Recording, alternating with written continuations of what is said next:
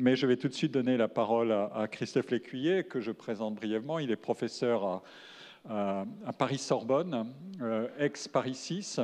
C'est ça qu'on dit maintenant ? Sorbonne Université, je me mélange un peu. La marque Sorbonne est assez puissante, donc on se la dispute.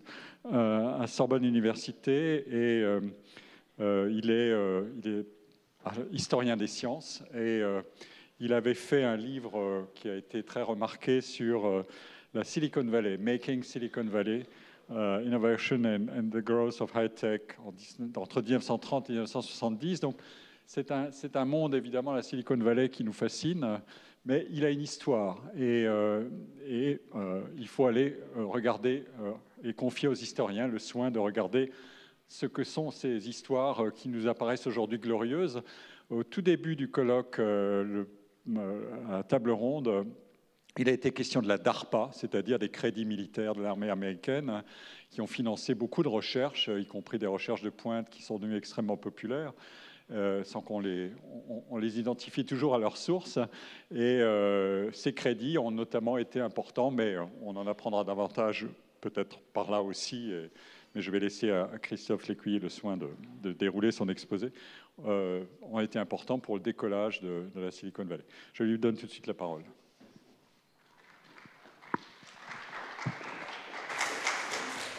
Oui, donc bonjour et merci. Donc j'aimerais vous parler de l'innovation dans la Silicon Valley. Par innovation, je veux dire ce processus qui va de l'idée ou de la technique à un produit commercialisé. C'est un long processus qui dure souvent très longtemps. Et donc je vais le faire dans la Silicon Valley et m'intéresser à la Silicon Valley de maintenant, mais du point de vue d'un historien. Donc la Silicon Valley, c'est ça. C'est une région très grande avec une très forte concentration d'entreprises de haute technologie. Donc, vous voyez ici donc, une carte de la Silicon Valley.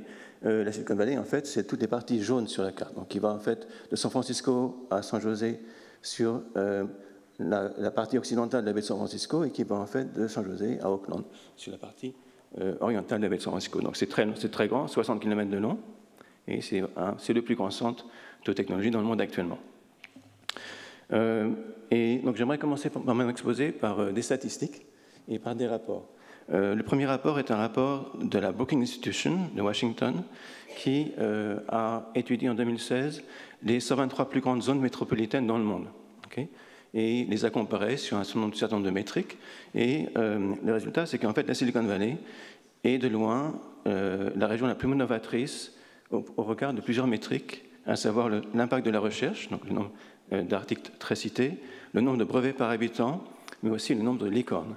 Une licorne, c'est une entreprise, une start-up en très forte croissance qui a plus d'1 milliard de dollars ou d'euros de capitalisation. Donc des entreprises comme Airbnb ou comme Uber. Okay, donc l'autre statistique que j'aimerais vous présenter, c'est une statistique qui a été produite encore récemment par l'Office américain des brevets, okay, et qui s'est intéressé aussi à l'obtention de brevets par zone métropolitaine. Okay, et ce qui a été découvert, c'est qu'en fait, la part de la Silicon Valley dans l'obtention de ces brevets a augmenté de façon considérable entre 2000 et 2015. Donc en 2000, 11% des brevets obtenus par des inventeurs habitant aux États-Unis sont allés à des inventeurs habitant dans la Silicon Valley. Okay, et en 2015, c'était 17,2%. Donc ça m'amène à poser deux questions. La première question, c'est comment pour comprendre cette innovativité de la Silicon Valley? Et deuxième question, c'est pourquoi l'innovation est-elle de plus en plus concentrée à l'échelle américaine dans la Silicon Valley? Ce sont des questions qui ne sont pas nouvelles, évidemment. Donc la première question est une question qui remonte aux années 60. Donc c'est une question qui intéresse beaucoup de spécialistes de sciences sociales, mais aussi beaucoup de technocrates. Et en fait, depuis les années 60, beaucoup de technocrates et d'organismes dans le monde entier ont essayé de répliquer la Silicon Valley. Okay, donc quelles sont les réponses qu'ils ont développées pour répondre à cette question? Ce sont des réponses souvent qui sont très liées aux institutions. Donc c'est par exemple le cas en France. Donc si on veut répliquer la Silicon Valley, il faut répliquer le capital risque. Il faut répliquer des parcs industriels, il faut répliquer des incubateurs et aussi il faut répliquer le rôle d'université dans ces régions d'innovation aux États-Unis. Mais il y a aussi des réponses qui viennent des sciences sociales. Okay, et donc vous avez ici une liste de livres qui ont été publiés depuis 25 ans à peu près, et qui s'intéressent à différentes périodes de la Silicon Valley. Donc il y a des livres qui sont intéressés à la gestation, à la jeunesse de la Silicon Valley des années 20 aux années 70. Et ce qui est intéressant de remarquer, c'est que les réponses qui ont été offertes sont en fait très différentes. Certains auteurs ont pensé que ce qui fait l'innovation et le succès de la Silicon Valley, ce sont les universités comme Stanford, et ce sont aussi les financements qui viennent de l'armée américaine. Okay? D'autres, par exemple moi-même, pensent que ce qui est important, ce sont les compétences, des compétences uniques qui sont développées dans la Silicon Valley, d'un point de vue technique, mais aussi d'un point de vue managérial, et surtout d'un point de vue de fabrication à cette époque-là. Il y a aussi des livres qui ont été publiés sur des périodes plus récentes de la Silicon Valley, sur les années 1980-1990, et là encore, les thèses sont extrêmement différentes. Certains pensent que le secret de la Silicon Valley, c'est une structure industrielle en réseau, et d'autres pensent que ce qui est important, c'est un écosystème qui donne lieu à la création de nouvelles entreprises. Okay? Et finalement, une historienne américaine a publié très récemment un livre sur l'histoire de la Silicon Valley, et pour elle, ce qui est important, c'est le rôle de l'État fédéral, mais aussi une culture d'innovation et de l'entreprise dans cette région. Alors, ce qu'on peut retirer, me semble-t-il, de cette présentation des écrits sur la Silicon Valley, c'est qu'en fait, c'est un phénomène extrêmement complexe qui donne lieu à des interprétations extrêmement différentes, et c'est aussi un phénomène qui est en mutation constante. Et c'est ça qui est important. La Silicon Valley est une région qui est très ancienne, qui remonte aux années 1910, donc il y a plus d'un siècle, mais c'est une région qui a aussi énormément changé au cours du temps. Okay? Et ces changements sont dus beaucoup à des vagues d'innovation. Donc de nouvelles technologies sont adoptées, développées dans la Silicon Valley, et en fait, on peut trouver au moins une bonne dizaine de vagues d'innovation dans l'histoire de la Silicon Valley. Okay? La première, ce sont les systèmes de radio qui sont créés dans les années 1910, dans la région de Palo Alto, donc près de Stanford. Ensuite, il y a eu des vagues autour des tubes électroniques, un tube radio, tube micro-ondes, aussi appareils de mesure avec des entreprises comme Hewlett-Packard. Après, il y a évidemment une vague très importante qui va donner son nom à la région, à savoir la vallée du silicium. C'est l'industrie de la microélectronique, avec des entreprises qui existent toujours comme Intel et AMD. Vous avez aussi des vagues d'innovation dans les années 70 avec le jeu vidéo, avec les ordinateurs portables, avec Apple. Vous avez aussi le software, les biotechnologies avec Genentech. Ça, ce sont des choses des vagues d'innovation qui apparaissent pendant les années 70 et qui vont se développer après. Dans les années 80, une nouvelle vague d'innovation. Ce sont les stations de travail avec Sun Microsystems et Silicon Graphics. Et après, vous avez évidemment les entreprises que vous connaissez bien avec les services Internet. Google, Facebook, Twitter, etc., qui apparaissent donc à la fin des années 90 et depuis. Et évidemment, maintenant, il y a de nouvelles vagues, une vague d'intelligence artificielle et une autre qui est liée en véhicules autonomes. Donc en fait, chaque vague a changé profondément la Silicon Valley, en apportant de nouvelles technologies, de nouvelles formes d'organisation. Et aussi, ce qui est intéressant de remarquer, c'est que cette région a connu deux grandes transitions. Et ça explique pourquoi les interprétations sont faites très différentes les unes des autres. Pourquoi? Parce qu'en fait, il se trouve que la première transition, c'est une transition des marchés militaires aux marchés civils. Donc, dans ses débuts, la Silicon Valley est une région orientée vers l'armée américaine, qui, en fait, produit et conçoit des systèmes et des composants pour l'armée. Il se trouve que cette région, qui est très militaire, va se réorienter vers les marchés civils à la fin des années 60 et des années 70. Et maintenant, nous vivons, donc la Silicon Valley est orientée essentiellement vers le civil. Une autre grande transition, c'est une transition entre une région industrielle et une région qui se spécialise dans la conception de nouveaux produits. Ça, c'est un changement aussi très important qui se fait à la fin des années 80 et au début des années 90. Donc, l'ancienne Silicon Valley, avant les années 80, c'est une région industrielle qui fabrique des choses, qui fabrique des semi-conducteurs, qui fabrique des ordinateurs, mais après, c'est une région qui s'oriente vers la conception, la recherche et la conception de nouveaux produits et surtout de nouveaux services. Alors, ce que j'aimerais faire dans cette présentation, c'est m'intéresser à la Silicon Valley de maintenant. Okay? Et la question que je vais poser, c'est comment comprendre l'innovation maintenant dans la Silicon Valley? Pourquoi est-ce que la Silicon Valley est encore maintenant de plus en plus importante dans l'innovation aux États-Unis? Alors, pour répondre à cette question, et pour répondre à la question de qu'est-ce que c'est la Silicon Valley aujourd'hui, j'ai ce graphique ici qui représente en fait la part des gens qui travaillent dans la high-tech au sein de la main-d'œuvre de cette région. Okay? Et vous avez en fait plusieurs régions. Tout à fait à droite, vous avez la Silicon Valley. Après, vous avez Seattle, vous avez Boston, vous avez Austin dans le Texas, vous avez la Californie du Sud et enfin New York, okay, qui sont en fait les grandes régions innovantes aux États-Unis actuellement. Okay? Et ce qui est remarquable, c'est que vous voyez que la proportion des gens qui font de la high-tech dans la Silicon Valley est beaucoup plus importante qu'ailleurs. Ça représente un poste, un emploi sur 4, enfin un peu plus qu'un emploi sur 4, alors que cette proportion est nettement moins importante dans les autres régions. Donc ça, c'est le premier constat qu'on peut retirer. Deuxième, c'est le fait que, si vous regardez bien donc la légende en couleur ici, c'est qu'en fait, toutes les industries nouvelles fondées sur les sciences qui apparaissent après la Seconde Guerre mondiale sont présentes dans la Silicon Valley. Donc c'est aussi bien les dispositifs médicaux, les biotechnologies, l'Internet, etc. etc. Okay? Donc il y a une diversité qui est plus forte dans la Silicon Valley que dans d'autres régions. Et troisième constat qu'on peut retirer de ce graphique, c'est qu'en fait, il y a 3 grandes activités dans la Silicon Valley actuellement. Okay? La première, c'est le software, donc les logiciels, c'est ce qui est en rouge. Après, vous avez en orange, ce sont les composants électroniques, c'est-à-dire en fait les semi-conducteurs et les systèmes informatiques. Et enfin, en noir, c'est les services Internet, à savoir Twitter, Google, Facebook, Airbnb, Uber, etc. etc. Okay? Alors, comment comprendre cette région actuellement? Okay? Et une façon de les comprendre, c'est de s'intéresser à l'argent. Pourquoi? Parce que l'argent, c'est un truisme. Les financements sont essentiels, sont même capitaux pour l'innovation. Okay?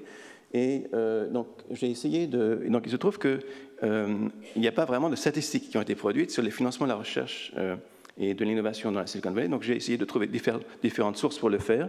Donc, une première source, ce sont les statistiques de la NSF sur les financements des universités de la Silicon Valley, à savoir Stanford, Berkeley et UCSF. Et on voit qu'en 2017, sur les derniers chiffres, ces universités ont dépensé 3,3 milliards de dollars pour leur recherche. Okay, ce qui représente à peu près la moitié des recherches universitaires en France.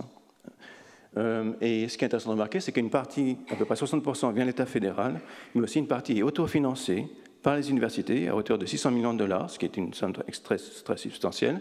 Et cet argent vient en partie de dons d'entrepreneurs de la Silicon Valley. Donc l'argent est recyclé, si vous voulez, dans les universités.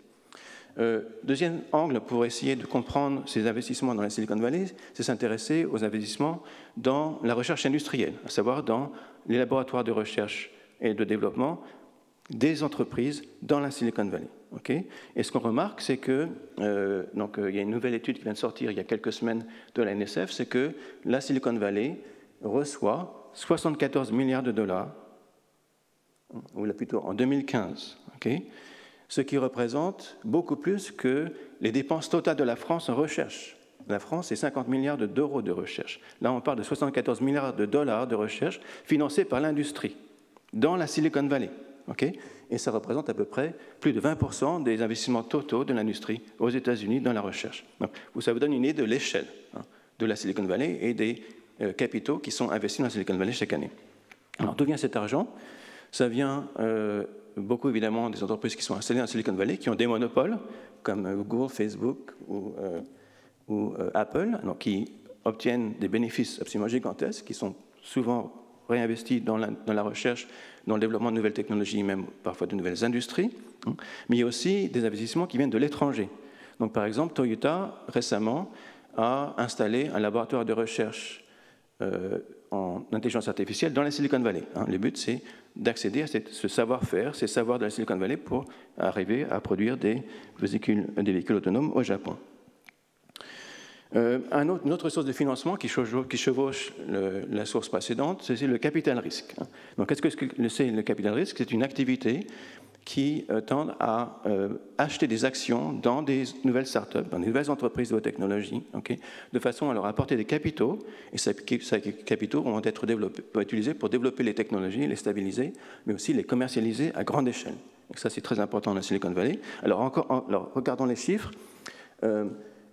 116 milliards de dollars ont été investis dans le capital risque l'année dernière, 2018. Okay. Plus de la moitié est allé à la Silicon Valley. Okay. Et donc 60 milliards de dollars, ce qui représente 3 fois les investissements de capital risque en Europe. Ça vous donne une idée de l'échelle encore. Et ce qui est évidemment plus que d'autres régions des États-Unis, à savoir New York et Boston. Alors, autre chose intéressante, si on s'intéresse aux statistiques des investissements dans le capital risque, enfin, des investissements de capital risque dans la Silicon Valley et aux États-Unis, c'est qu'on voit que la part de la Silicon Valley dans les investissements de capital risque aux États-Unis n'a fait qu'augmenter. depuis 1995. 1995, c'est 23% de ces investissements aux États-Unis. Maintenant, on en est à 52%. Okay? Donc c'est un phénomène intéressant et c'est constant. Chaque année, il y a plus d'argent en pourcentage qui est investi dans la Silicon Valley. Alors, comment comprendre ce phénomène? On peut comprendre ce phénomène de deux façons. D'abord, c'est dû au fait qu'il est rentable d'un point de vue financier d'investir dans la Silicon Valley. Parce que là, c'est là que pratiquement les retours financiers sont les plus forts. Okay. Autre raison, et c'est une chose, donc autre raison, c'est qu'il y a des nouveaux acteurs de capital risque qui sont apparus depuis une dizaine d'années, à savoir les entreprises, les grandes entreprises, qui vont de plus en plus acheter des actions de start-up de la Silicon Valley pour accéder à leur technologie et leur savoir-faire. Okay. Et donc c'est le cas parfois même d'entreprises de la Silicon Valley comme Google qui va acheter des actions d'entreprises de start-up de la Silicon Valley, mais c'est aussi le cas de beaucoup d'entreprises américaines, mais aussi européennes, japonaises, etc. Et ce qui est intéressant aussi, c'est que depuis peut-être une dizaine d'années, des fonds souverains vont aussi investir dans l'achat d'actions de start-up en forte croissance. Donc c'est par exemple le fonds d'Arabie Saoudite, qui a beaucoup financé Uber et Airbnb, par exemple. C'est aussi le cas de SoftBank, qui est ce fonds qui vient du Japon. Et aussi, les oligarques russes ont beaucoup investi, investissent beaucoup toujours, dans ces startups qui ne sont pas encore cotées, mais qui sont en croissance très rapide dans la Silicon Valley, donc, comme Airbnb ou Uber avant son passage à la bourse. Okay. Alors, où va cet argent du capital risque? Là, vous avez un tableau qui est un petit peu ancien, qui remonte à 2016. Vous voyez que l'argent va dans l'Internet, dans les services Internet. C'est ce qui est en bleu. Okay. Ça va aussi dans le software, dans les logiciels, ce qui est en rouge. Et toutes les industries qui sont plus anciennes, les vieilles vagues d'innovation dans la Silicon Valley, comme la biotechnologie ou comme les ordinateurs, reçoivent en fait une très petite partie des sommes qui sont données aux entreprises dans la Silicon Valley. OK? Bien. Alors, premier atout, c'est l'argent. Okay? Et l'argent à une échelle qui est difficile à imaginer en dehors de la Silicon Valley. Okay? Deuxième atout, ce sont les compétences. Okay? Et ce qui est intéressant de remarquer, c'est que la Silicon Valley est très riche de compétences, qui sont à la fois des compétences techniques, scientifiques, mais aussi des compétences managériales. Okay? Alors, ces compétences, elles sont portées par une main-d'œuvre extrêmement qualifiée. C'est quoi? C'est 350 000 ingénieurs et scientifiques dans la Silicon Valley qui travaillaient en 2017. Donc, c'était une des plus grandes concentrations d'ingénieurs et de scientifiques dans le monde. Okay? Et il se trouve que 60% de ces ingénieurs et scientifiques sont nés à l'étranger. Ce ne sont pas des gens nés aux États-Unis, mais ce sont des gens qui sont nés à l'étranger, qui sont allés aux États-Unis soit en tant qu'enfants d'immigrants, ce qui est très souvent le cas d'ailleurs, mais c'est aussi des gens qui sont allés faire des études aux États-Unis et après ils sont restés, ou encore des gens qui, après leurs études dans un pays étranger, sont allés travailler dans la Silicon Valley. Okay? Mais, donc c'est 350 000 ingénieurs, mais c'est aussi 170 000 autres personnes qui travaillent dans ces entreprises de la Silicon Valley, okay? Qui sont des spécialistes de marketing, qui sont des juristes, des financiers, qui tous jouent un rôle important dans l'innovation. Parce que l'innovation, ce n'est pas seulement le développement de nouvelles technologies, mais c'est aussi la commercialisation de ces dispositifs et de ces services.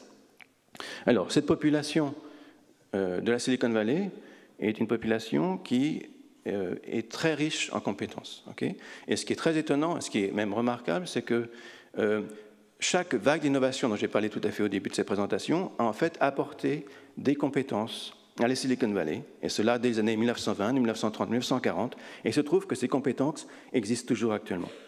Donc, par exemple, il y a une vraie compétence dans la Silicon Valley dans les tubes à vide, dans les techniques du vide, okay, qui ont été développées dans les années 30-40, qui ont été entretenues, parce qu'on fait toujours des tubes électroniques dans la Silicon Valley actuellement, et cette compétence est toujours présente actuellement. Okay, et c'est le cas de toutes les compétences qui ont été apportées par toutes les vagues successives qui ont en fait déferlé sur la Silicon Valley.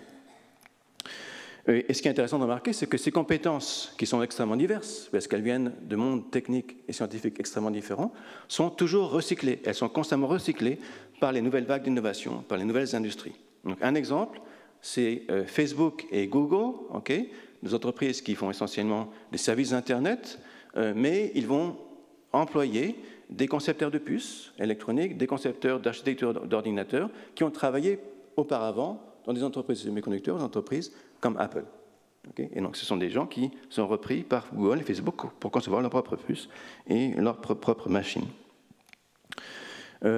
Compétences techniques, mais aussi compétences managériales. Donc, c'est des compétences sur comment développer et commercialiser un produit, comment coordonner les différentes activités des entreprises, comment introduire des actions en bourse, ce qui est très important pour faire venir de l'argent, mais aussi et surtout, c'est comment faire grandir une entreprise rapidement. Et il me semble que c'est cette compétence qui est la plus importante dans la Silicon Valley, c'est comment grandir une entreprise de façon très rapide. Okay?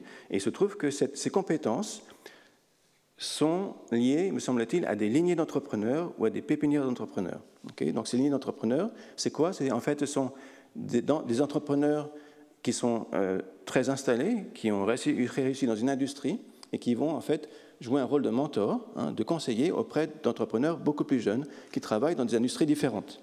Donc un exemple, ici vous avez par exemple une lignée qui va de Robert Noyce à Mark Zuckerberg. Donc Robert Noyce, c'est un des cofondateurs d'Intel, okay, qui a joué un rôle de conseiller, mais quasiment de père, avec Steve Jobs, le fondateur d'Apple, et lui-même, Steve Jobs, a conseillé beaucoup Mark Zuckerberg à ses débuts dans la Silicon Valley. Okay. On peut trouver aussi des pépinières d'entrepreneurs où cette connaissance, cette compétence sont présentes. Et ces pépinières d'entrepreneurs sont souvent liées à des entreprises qui ont vraiment bien marché dans la Silicon Valley. Par exemple, PayPal, que vous connaissez bien. Donc, PayPal, c'est une entreprise qui a formé, si vous voulez, de futurs entrepreneurs, donc des gens qui ont quitté l'entreprise et qui ont depuis créé une vingtaine de startups dans la Silicon Valley, dont Tesla. Tesla, c'est une spin-off, si vous voulez, en quelque sorte, de PayPal. Et j'oubliais aussi un exemple français, Bernard Lacroute et Eric Schmidt. Donc Bernard Lacroute, c'est un ingénieur français qui a travaillé d'abord dans la région de Boston, qui ensuite est allé dans la Silicon Valley, où il a joué un rôle très important chez Sun Microsystems, okay, et il a été le mentor d'un certain Eric Schmidt. Eric Schmidt a été longtemps le PDG de Google. Okay, et dans des interviews, Eric Schmidt crédite son succès et il explique par les conseils qu'il a obtenus, ce qu'il a appris de Bernard Lacroute. Okay. Alors, ce qui est important, c'est que ces compétences qui sont techniques, managériales, entrepreneuriales, bougent beaucoup dans la Silicon Valley. Elles circulent constamment. Pourquoi? Parce que les gens changent rapidement et facilement d'entreprise. Donc, ils passent tous les 2 ou 3 ans, on change d'entreprise, pour beaucoup d'entre eux. Okay. Et on change non seulement d'entreprise, mais on change d'industrie. Okay. Donc des ingénieurs qui travaillaient pour le semi-conducteur vont faire autre chose après. Okay. Et ce qui est intéressant, c'est que dans l'histoire de Silicon Valley, il y a une vraie tendance. Et la tendance, c'est la migration vers les industries les plus nouvelles. Donc, par exemple, maintenant, beaucoup d'ingénieurs qui faisaient du semi-conducteurs, en fait, ont quitté l'industrie et maintenant s'orientent vers des entreprises qui font des véhicules autonomes ou vers des entreprises qui font des services Internet. Okay. Donc c'est clair, il y a une très forte orientation et aussi une sorte de recyclage des compétences et des personnes. Alors, un autre atout qui est essentiel, c'est l'environnement qui est offert par la Silicon Valley. Okay. Et cet environnement est très spécifique, très particulier à Silicon Valley. Et me semble-t-il, il a 4 caractéristiques principales. Okay. La première, c'est un couplage très étroit entre capital risque et start-up. Okay. Donc, je vous ai dit que la Silicon Valley dépend beaucoup du capital risque. Oui, en effet, parce qu'il y a plusieurs centaines d'entreprises de capital risque dans la Silicon Valley. Okay. Des entreprises comme Sequoia Capital, par exemple, ou Kleiner Perkins, qui contrôlent des fonds absolument gigantesques. Donc, par exemple, Sequoia Capital gère 6 milliards de dollars qu'il va investir dans la Silicon Valley, dans les startups de la Silicon Valley. Okay. Et il se trouve que ces entreprises de capital risque travaillent sur des horizons temporaux de à peu près 7 ans. Pourquoi? Parce qu'elles-mêmes, elles dépendent d'argent qui vient de l'extérieur, okay, et il faut montrer à leurs investisseurs des plus-values sur une période de 7 à 10 ans. Okay. Donc, ça pousse ces capital risqueurs à mettre vraiment la pression sur les startups pour qu'elles innovent rapidement et surtout qu'elles augmentent la valeur des actions, parce que ces actions seront ensuite revendues par le capital risqueur. Okay. Et ces capital risqueurs, non seulement apportent de la pression, mais ils apportent aussi une vraie expertise de management, parce que la plupart d'entre eux sont d'anciens entrepreneurs. Ils vont aussi apporter des personnes. Donc ces fonds de capital risque ont des écuries de cadres. Et en fait, ils vont poser les cadres dans les entreprises où ils doivent aller, au bon moment. Okay. Et j'ai rencontré des gens qui ont fait ça une partie de leur vie. Donc ils passent d'entreprise en entreprise, et leur vrai employeur, ce n'est pas l'entreprise, mais c'est le capital risqueur. Okay. Et il me semble que ce couplage qui est très très fort entre start-up et capital risque est essentiel parce que c'est ce qui permet d'innover, mais aussi d'innover vite. Okay. Et la vitesse dans l'innovation est essentielle pour les retours financiers, parce qu'il faut arriver à apporter un produit sur le marché avant la concurrence. Okay. Et c'est ça c'est un des secrets de la Silicon Valley, me semble-t-il, la vitesse dans l'innovation. Deuxième caractéristique de cet environnement de la Silicon Valley, c'est une tension, me semble-t-il, entre concurrence et collaboration. Okay. On trouve les deux dans la Silicon Valley. On peut trouver des rivalités extrêmement fortes entre personnes, mais aussi entre entreprises. On voit ça tout le temps dans la presse, tous les jours. Mais aussi au niveau des grandes entreprises, mais on voit aussi ça pour les startups. Et la raison pour ça, c'est qu'en fait, comme je l'ai dit, il y a beaucoup de capital risqueurs dans la Silicon Valley qui s'intéressent tous aux mêmes industries, aux mêmes technologies, au même moment. Et ils vont donc investir dans beaucoup de startups qui sont concurrentes les unes avec les autres. Et donc ça crée un environnement féroce. La concurrence est féroce au sein des mêmes entre startups pour accéder aux mêmes technologies et au même marché. Et cette concurrence, peut-être veut aller très loin, ça va souvent jusqu'au procès, okay, et il y a des procès constants dans la Silicon Valley qui portent sur des vols de technologie. Okay. Donc en fait, comme les ingénieurs bougent beaucoup, ils bougent beaucoup avec leur savoir-faire, mais parfois ils apportent d'autres choses que leur savoir-faire. Ils apportent les technologies qui ont été développées dans l'entreprise. Okay. Donc un exemple, qui a fait vraiment la ligne de la presse récemment, c'est Ethan Lewandowski. Donc c'est un ingénieur qui est spécialisé dans les véhicules autonomes, qui a travaillé chez Waymo, qui est la filiale de Google qui fait des véhicules autonomes. Et il se trouve qu'il avait joué un rôle important dans cette équipe. Ensuite, il a quitté Waymo pour créer sa propre entreprise, qui est courant dans la Silicon Valley.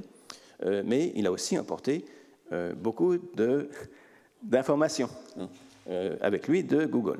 Okay. Il se trouve qu'il a créé une entreprise qui fait des camions autonomes. Okay. Il se trouve qu'il y a quelques années, il a revendu son entreprise pour une somme faramineuse à Uber. Okay.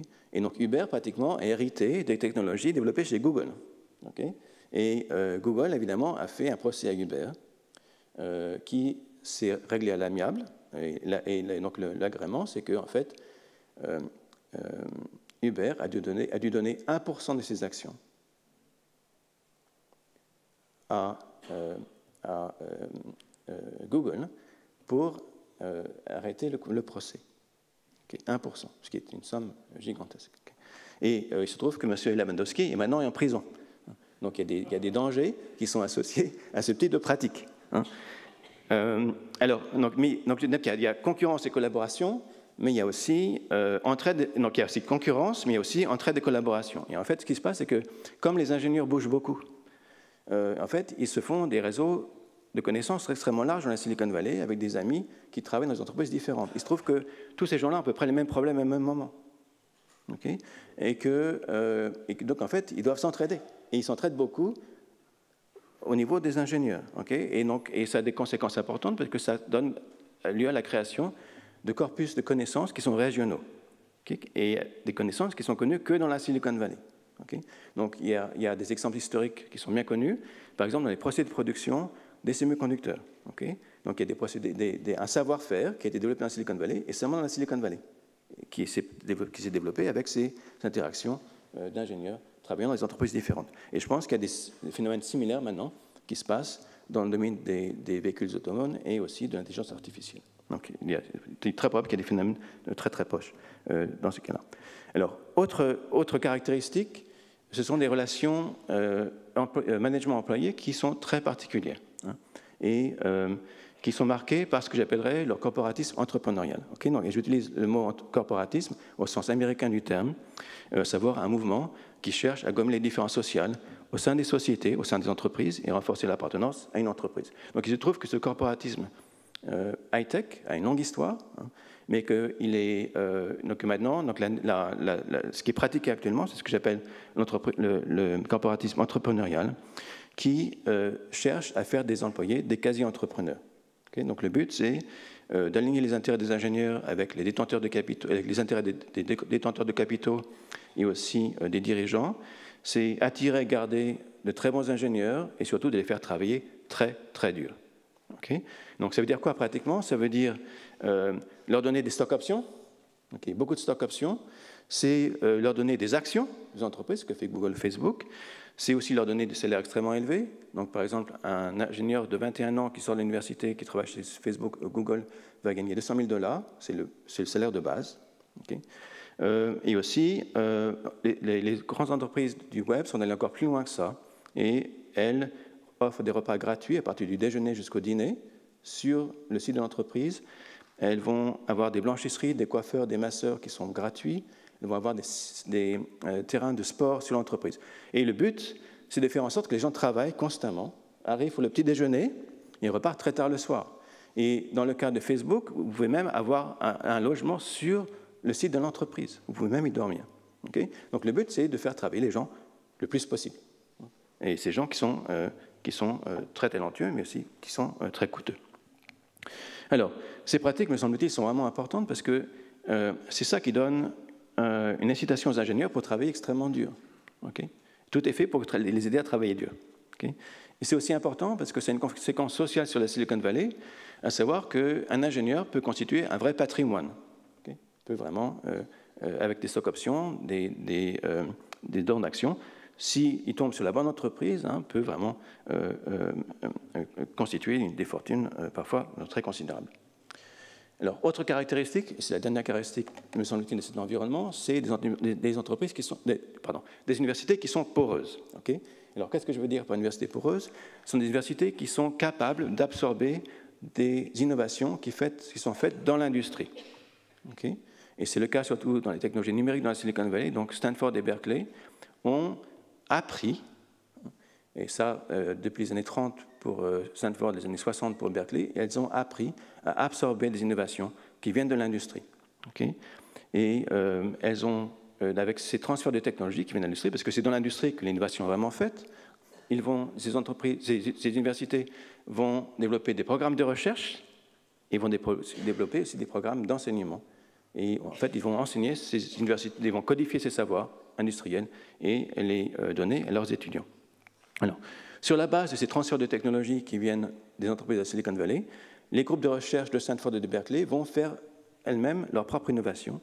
Et en fait, en général, elles réutilisent ces savoir-faire et ces savoirs viennent de l'industrie et les orientent dans des directions qui n'ont pas encore été vraiment explorées par les entreprises de la Silicon Valley.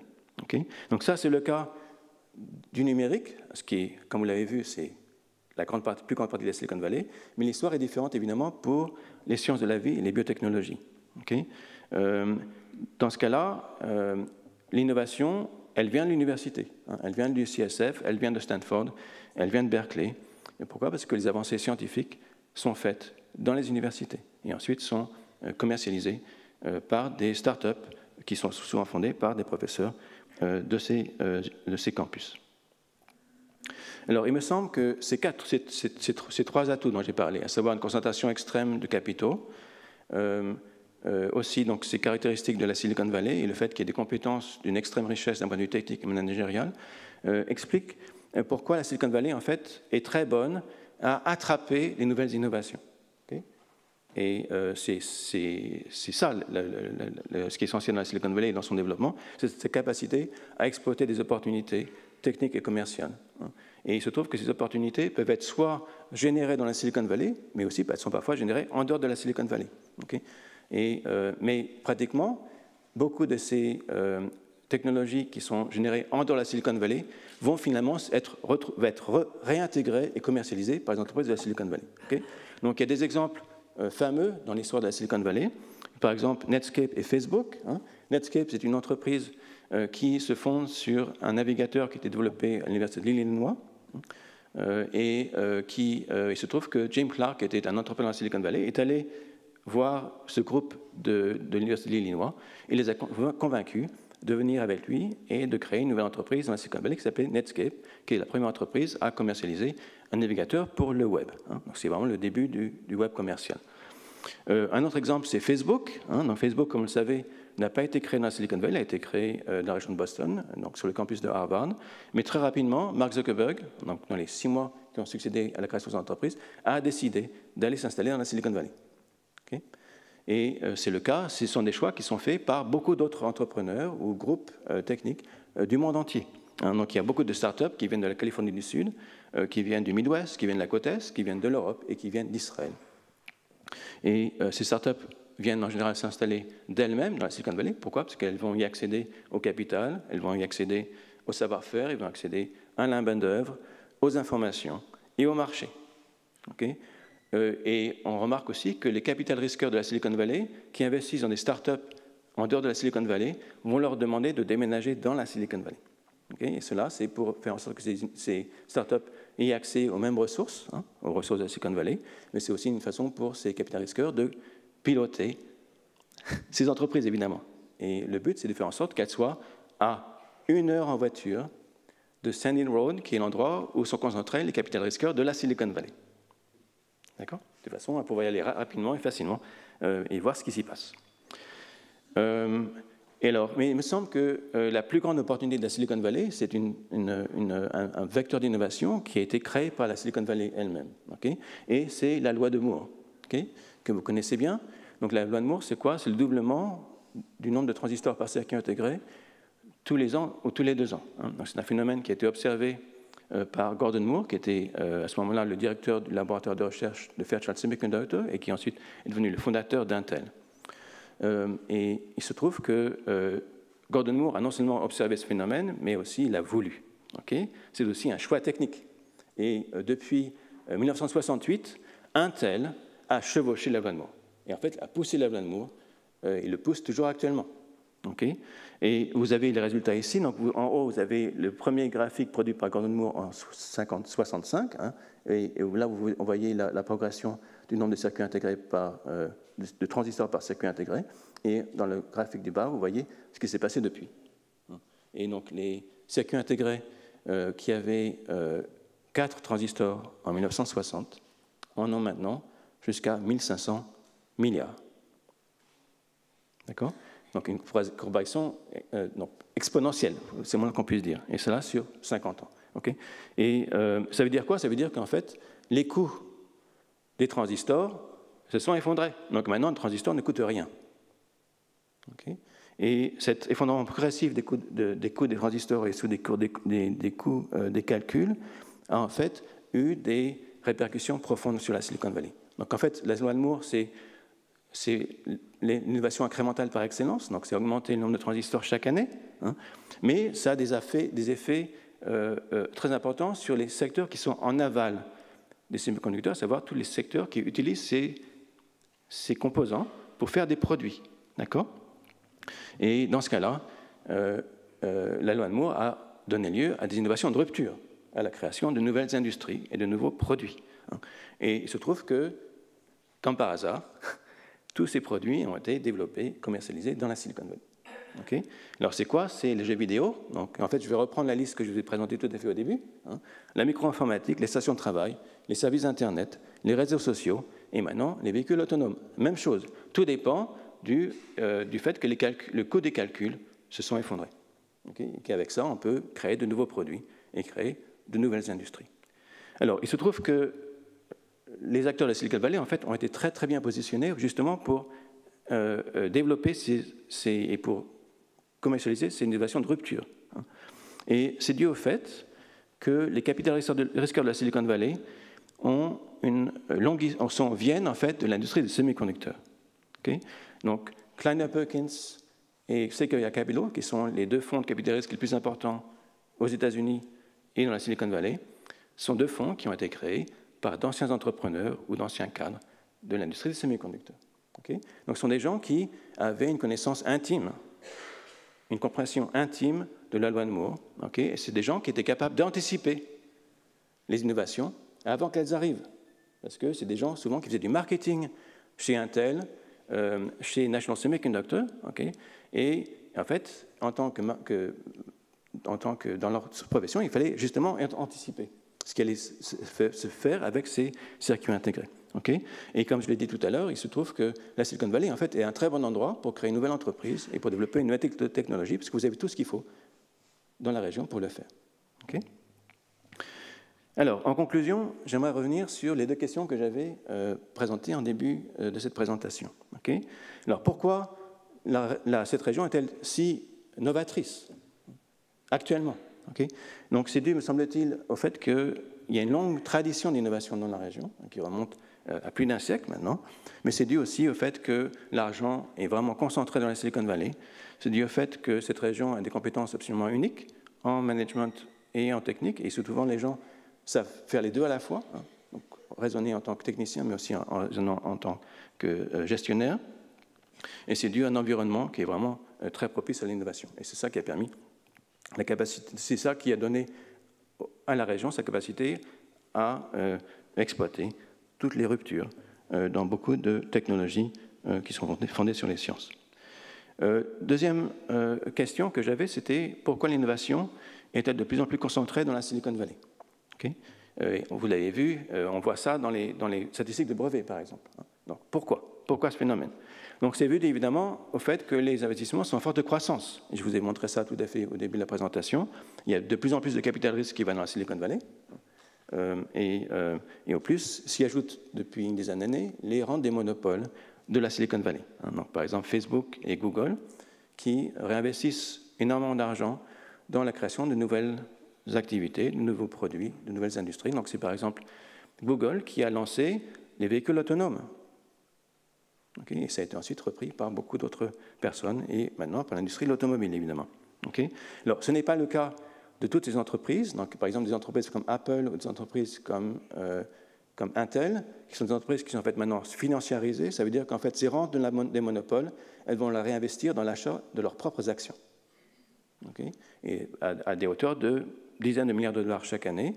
Et le but, c'est en fait de faire en sorte que les actions, c'est de maintenir ou d'augmenter le coût des actions, de faire en sorte de garder leur capitalisation, si vous voulez. Donc ça, ce sont des explications qui sont évidemment financières. Hein. Mais on pourrait penser à d'autres choses. On peut penser évidemment aux économies d'agglomération qui sont chères aux économistes. Hein. Mais on peut penser aussi évidemment à l'effet Mathieu qui est cher aux sociologues des sciences. Hein. Donc l'effet Mathieu, c'est un effet donc, qui a été développé par un sociologue bien connu qui reprend une phrase de l'évangile de saint Matthieu, okay, qui dit celui qui a en aura encore plus. Donc là, donc c'est de la paraphrase, mais à celui qui a peu, on lui ôtera tout. Okay. Et il me semble que c'est ça qui se passe dans la Silicon Valley, c'est l'effet Mathieu au niveau régional. Okay. Donc ça veut dire que plus vous avez capturé des vagues d'innovation dans le passé, plus il est probable que vous allez capter les vagues d'innovation futures. Okay. Et pourquoi? Parce qu'avec chaque vague, vous avez de nouveaux ingénieurs et de nouveaux scientifiques selon de très bonne qualité qui vont s'installer dans la Silicon Valley, qui vont souvent y rester. Hein.